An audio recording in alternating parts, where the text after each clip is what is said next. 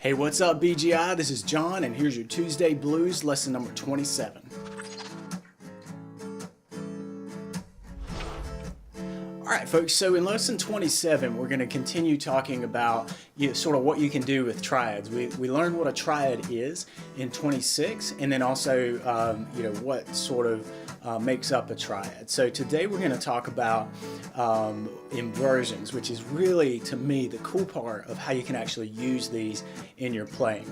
So with that, let's get a shot at the guitar, and I'll talk to you about sort of manipulating these three notes, the root, the third, and the fifth, into inversions. All right, so here we go.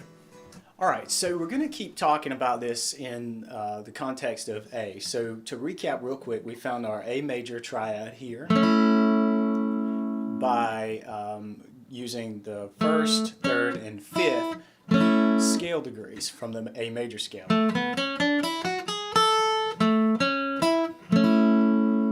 Okay, and hopefully you've practiced that up and you've worked that into the various different keys using the information we talked about in lesson 26. But now in lesson number 27, what I want to do is let's take these three notes, the A, C sharp, and E, and what if we played them in a slightly different order? It would still be an A major chord, because as long as you have these three notes, you have an A major. But what if we took the root, and instead of playing it as the lowest note, we played it as the highest note? So we can jump into this position, and here we've got a C sharp, an E, and an A. Now that's an A major, but it sounds so much different than this. This is like just very plain and definitely very usable, but then when you throw this first inversion here, it's just an altogether different sound. So what I'm doing here is I've got my my ring finger at the 11th fret on the 4th string, and I've got my first finger on the 9th fret of the 3rd string. So we've got the C sharp, E, and then the A is here on the 10th fret of the 2nd string. And that is just such a cool chord to me, and this really started to open up how I view the fretboard when I found this little chord shape, knowing that it's still just an A. You can play your A here,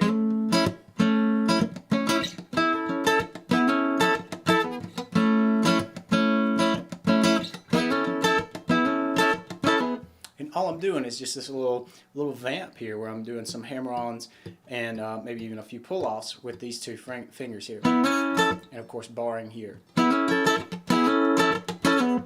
So that's a great way to actually use what we're talking about, yet you're in A. So an awesome time to use this is when you're the second guitarist and the first guitarist is playing a strum in the open position, or maybe even the bar chord. So to play something different yet definitely related, you could come up here and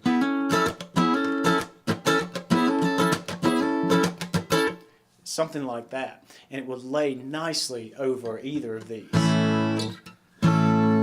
if the other guitarist is playing something like that. So the other thing that you can do, we've got three notes and we put the A on top, but now what if we stick it in the middle? You can come up here to the 12th fret and bar, and I'm going to use my ring finger just because it's comfortable on this guitar, but you could certainly use your first finger if you got a cutaway or whatever. And so the A is now on the 3rd string, and our high note is this C sharp.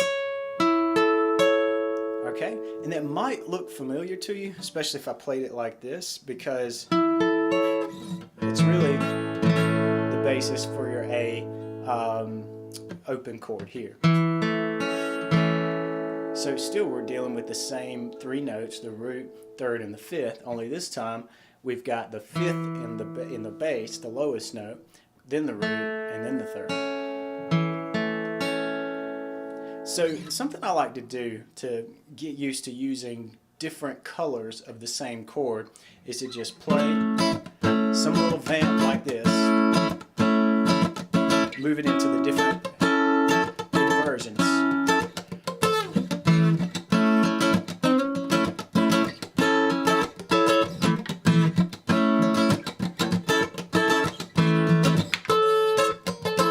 Something like that, and that didn't sound so good way up high, but you get the point that you have different options now for the same chord, and this comes in super handy again when you're playing with a band and maybe the keyboard's playing something nice and full, or you've got a second guitarist and you guys are jamming just two guitars, or if you're in a band and you got another guitarist. I mean, this is something very cool to add some nice flavor to your playing.